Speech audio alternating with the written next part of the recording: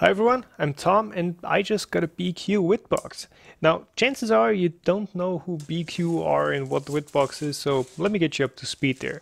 BQ are a company from Spain. They mostly make phones, tablets, e-readers and that kind of stuff, but they have recently also started making 3D printers. They have made the Prusa i3 Festas, which is a modified i3 kit, and they're now also selling the Witbox, which is a high-end printer that they have designed from the ground up. Or you might have also heard them for the fact that they are now the main sponsors of Octoprint.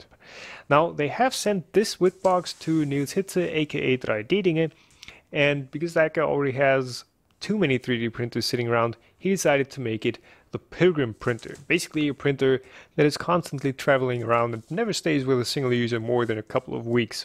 The first stop that this printer made was at the offices of CT Hacks, which is basically the German equivalent of the Make magazine. So they tested it out and then forwarded it to me. Now, of course, that means that I do have to make a review of this thing, but before that, I wanted to do a unboxing because there is actually a lot of stuff that comes with the Witbox. To give you a sense of scale, the couch that you see in the background, that's 2 meters wide. Now, the first thing that will greet you in this box is the accessories package. And like I said, there is a lot of stuff in here, so let's start digging into that. Now, of course, this has been with CT Hacks, so they also included a couple of goodies in the package as they sent it back. Now, there is space for 2 rolls of filament in here, so this red one is an extra color fab one that Niels included, and there's also a brass brush in here for cleaning the nozzle, I presume, and of course there's also a power cord included. The stock filament that came with the Witbox is a dark green 1.75mm PLA.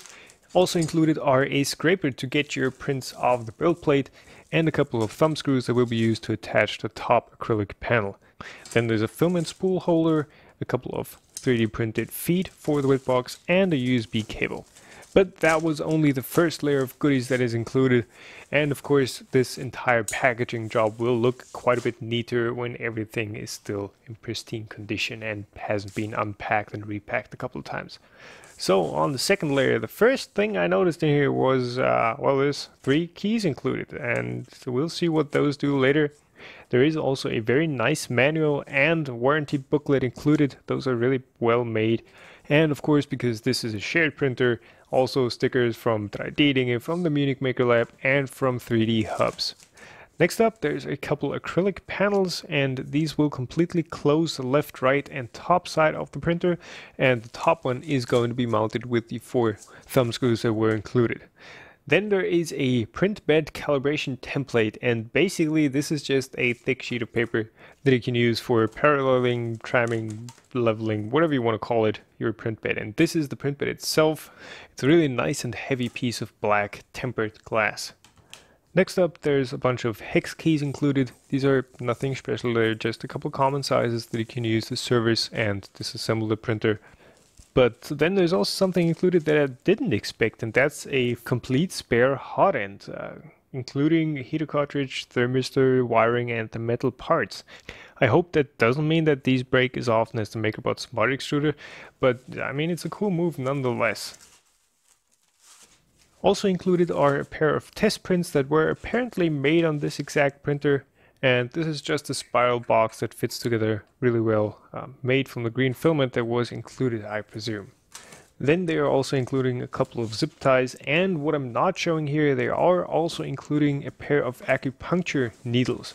Now, of course, if you're into that, you can use them for the purpose that they were made for, but they were included specifically for the purpose of fiddling with the nozzle should it ever get clogged and you didn't have another way of cleaning it out. Now, below all this stuff, there is, of course, the Witbox itself, and it is, again, pretty well packaged. There's foam padding all around the printer, and it's sitting in there really nice and snug. Now, the printer itself is actually pretty heavy too. It is rather back heavy as the chassis is powder coated steel and not some kind of plastic or aluminum. And again, don't let the wide angle lens deceive you.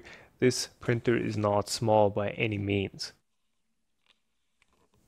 And as you can see, this is the white version of the Witbox. It's also available in yellow and all black. The frame and mechanical parts are always going to be black. The only colors that are going to change are the side panels, which are a rather thick type of acrylic. Of course, white is the easiest to sign, which is one of the ideas behind the Pilgrim printer. Before passing it on to the next person, everybody who has used it should sign it. Of course, I will do that. But until then, I've got lots of printing, lots of testing to do to figure out what it's good at, what it's not so good at, how well that design works. But that's all going to be in the review. See you then.